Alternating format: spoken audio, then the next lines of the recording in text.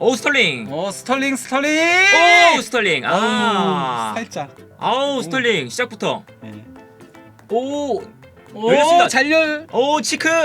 아유 좀 끌다. 바로 때려주지. 이게 사실 이 리즈의 경기 스타일이죠. 그러니까 뭐 슈팅하는 장면에서는 전방 압박해서 공격으로 나가는 네. 그런 장면이라면 전방 압박이 한 번 안 통하면 이렇게 바로 역습당하는. 그래서 후방 라인에 공간이 좀 발생할 때가 많죠. 네. 네. 오 로드리고. 어이구. 예. 야 리즈가 계속해서 이제 앞선에서의 압박, 네. 세컨볼 싸움 이런 과정에서 계속 이기고 지금은 있습니다. 이제 득점이 좀 나와야 되는데, 오 풀어냈어요. 다시 나갑니다. 로드리고. 에런슨이 이 정도 해주면은 미국 대표팀도 조금 중용을 하는 걸 고려를 해야 될 것 같은데. 잘하네. 오늘 그러니까요. 확실히 눈에 띄네요. 오늘 가장 눈에 띄는 선수가 현재까지 에런슨이에요. 맨디. 맨디 뭐 한 거야? 맨디 실수 나왔습니다. 결국 에런슨. 야 1대0. 와 결국 맨디. 저 실수에서 나오네요. 맨디의 야, 치명적인 저건 실수. 저건 너무 어이없는 실수다. 그러니까 맨디가 발밑이 불안할 때가 많잖아요. 그렇죠. 뭐 지난 시즌 챔피언스리그에서도 그랬고 이번 프리시즌 동안에도 그렇죠. 그랬죠. 프리시즌도 그랬고. 야 이 실수는 너무 치명적인데요. 그냥 별 상황이 아니었거든요. 여유가 있었는데 여기서 왜 접다가 오! 와. 두 번째 골 로드리고. 야 2대0. 리즈 2대0. 와. 자, 이제 첼시 페니바이 갑니까? 와 첼시가 네. 이러면 이적 시장 이번 데드라인에 경기가 매우 어려워질 수도 있어요. 이적 시장 데드라인에 이제 페니바이. 프리킥 자체가 좋았고요. 잘 잘려 들어갔어요. 야 뒤에 있다가 순간적으로 앞으로 뛰어나오면서 일단 마크하는 선수도 없었고요. 야 잘 잘라 먹었습니다. 연결됐어요. 마운트 스털링. 좋습니다. 랄라. 여기까지 좋아요. 길었습니다. 갤러거가 빼야 될 것 같은데. 오늘 너무 안 좋네요. 그러니까 갤러거 빼야 될 것 같은데. 열렸습니다. 오! 3대0. 해리슨. 와! 야! 3대0까지 벌어집니다. 해리슨. 야, 지금 이 장면에서는 좀 첼시의 수비 집중력 자체가 조금 아쉬웠어요. 그냥 이 크로스가 올라왔을 때 너무나 쉽게 헤더 그리고 해리슨을 놓쳤거든요. 와, 3대0까지. 그리고 이제 이렇게 선수를 놓치는 장면은 아무래도 이제 미드필더 라인에서 백업으로 들어오는 선수가 없기 때문에 그런 장면도 있습니다. 이러네. 이거 둘이 겹쳤어. 시크랑. 이거 퇴장 나오겠네요. 이거 퇴장 나오겠습니다. 네, 퇴장까지. 야, 첼시가 심각하게 무너지는데요.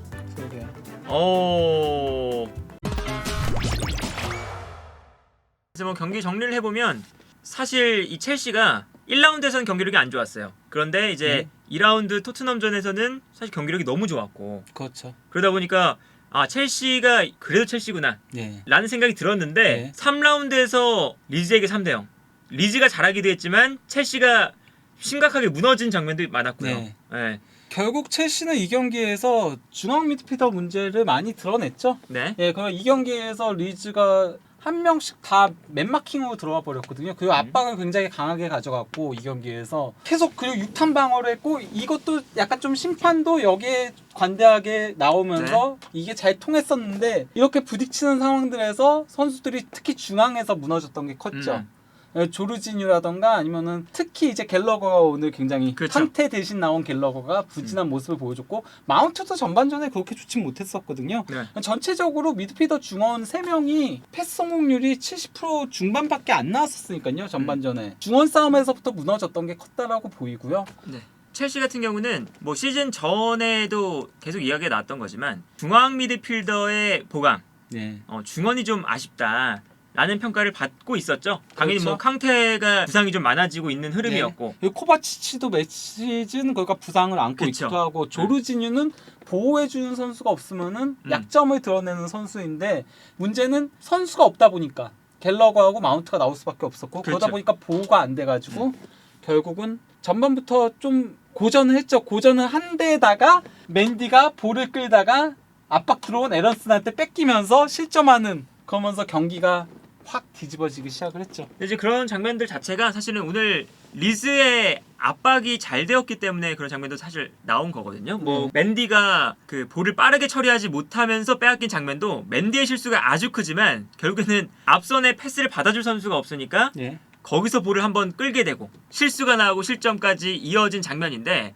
기본적으로 오늘 첼시는 전반전 중반부터는 사실상 이 마운트가 조금 더 높게 올라가 있었기 때문에 사실 후방에 조르지뉴와 갤러거 이 두 선수가 중원을 거쳐서 앞선으로 나가는 요 패턴이 이제 첼시가 원했던 패턴이었어요. 당연하게도 이제 리즈의 비엘사 시절 때부터 이제 경기를 보신 분들은 좀 느끼시겠지만 이렇게 리즈가 전방 압박을 하는 흐름에서도 경기를 잘하다가 실점을 하는 장면들이 나오죠. 네. 당연히 라인도 높고 선수 간격도 좁고 하니까 좌우 측면이나 뭐 후방 공간에 공간이 많이 나오거든요. 그래서 이제 그게 되려면 첼시가 중원에서 한 번만 거쳐서 나가면 이제 공간이 발생하는 건데 오늘 그 플레이 자체가 좀 안 됐다. 거의 안 나왔죠. 네. 그나마 그래도 나왔던 게 초반에 이제 갤러거가 전진 패스 찔러준 게 이제 스털링한테 나왔었는데 그거는 슈팅이 빗나갔었고 그렇죠. 예, 그런 문제들이 있었죠. 결국 이제 전반에만 이 실점을 하니까 첼시가 아예 4-2-2 포메이션으로 바꿨죠. 네. 예, 그 로프터스 치크하고 원래 오른쪽 윙백으로 나왔던 로프터스 치크를 중앙으로 돌리면서 조르지니랑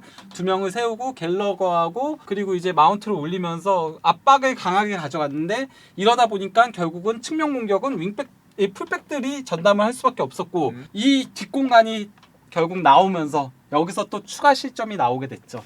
사실 투엘 감독이 전반전에 안 풀리던 포인트들을 확실하게 후반전 시작하자마자 좀 변화를 가져 나온 경기였거든요. 그래서 사실 교체는 없었지만 사실상 전반전에 사용했던 352 혹은 이제 3-4-3 전형 요 전형을 버리고 미드필더 숫자를 한 명 늘려서 4-2-2-2 엄청나게 이제 중앙지향적인 플레이를 하면서 이제 중원 싸움에서 패배했던 거 특히나 중원에서 갤러거와 조르지뉴가 볼이 전개가 안 되니까 특히나 갤러거 쪽에서 좀 문제가 많이 나왔었고 그러다 보니까 갤러거를 한 단계 올리면서 공격형 미드필더를 활용하는 이러한 전형을 가지고 나왔는데 이게 오히려 이제 투엘 감독이 좀 모험수 같이 돼버린 거죠. 그렇죠. 네.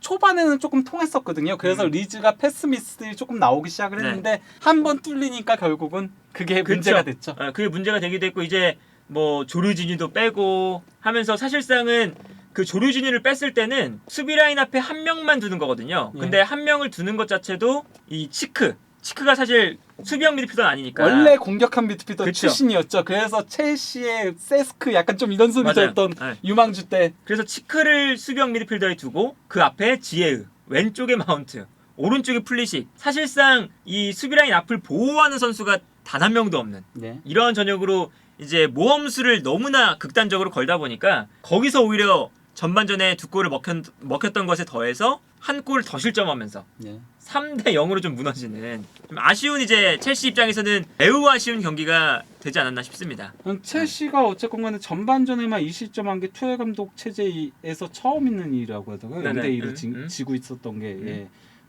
그 정도로 이 경기는 첼시가 도저히 일단 뭐 리즈가 굉장히 잘한 것도 있고 리즈는 그러니까 이번에 진짜 영입한 선수들이 다 현재까지는 정말 잘했어요. 시니스테라만 아직까지 뭐 팀에 녹아들지 않은 거 제외하고는 뭐 에런스는 오늘 뭐 골도 넣었고 굉장히 좋은 저는 이 경기 MOM은 에런슨이라고 개인적으로 생각하고요. 그리고 이제 마크로카하고 애덤스 이 중원도 중원 싸움에서 승리를 한 선수들이니까 굉장히 좋은 모습을 보여줬고 또 이제 크리스텐센도 상당히 수비적으로 좋은 모습들을 보여주면서 그러면서 이번에 영입한 선수들이 상당히 좋다. 거기다가 감독 입맛에 맞는 선수들로 영입한 것도 잘 통하면서 리즈는 이번 시즌 조금 주목해서 볼 만한 팀이 아닌가라는 생각이 들긴 합니다. 그래서 이제 첼시가 이제 이적 시장이 일주일 가량 남았는데 추가적인 영입이 확실히 필요하거든요.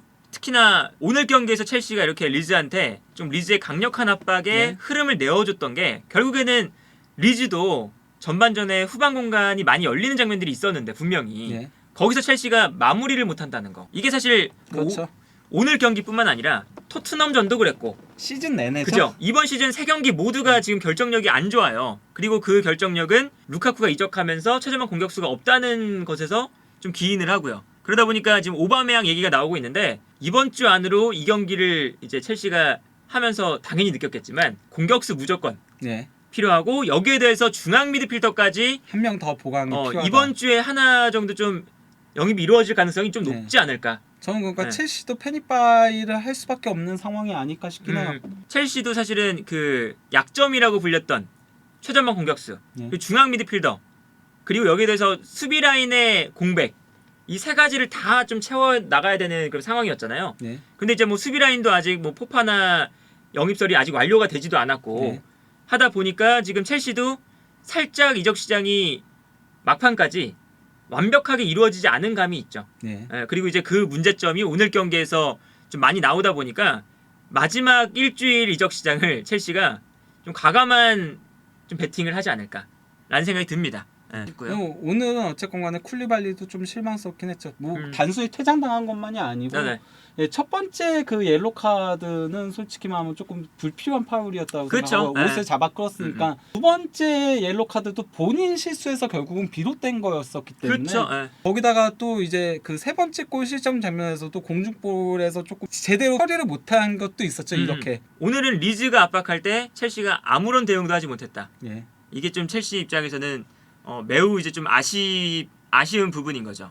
그리고 그게 그 문제가 캉테가 없고 예. 또 코바치치가 없고 그 문제점에서부터 나오니까 갤러거로는 솔직히 조금 힘들어 보인다라는 네. 거. 갤러거는 아무래도 팰리스에서 공격형 미드필더로 뛰던 선수다 보니까 마운트랑 도리어 겹치는 느낌이지. 그쵸. 조금 더 위쪽에서 뛰는 게 나을 것 같고 이 선수도. 코바치치나 조르지뉴나 아니면은 캉테를 대체할 선수는 아닌 것 같다는 거를 오늘 열심히 드러냈다고 할 수 맞아요. 있죠. 예. 예. 맨유와 사실 좀 같은 결인데 그렇죠. 삼선 미드필더가 부족하다. 앞선에서 뛸 선수는 많은데 캉테, 코바치치 이 두 선수가 없을 때 삼선에서 수비라인 앞에서 뛸 선수가 너무 없다.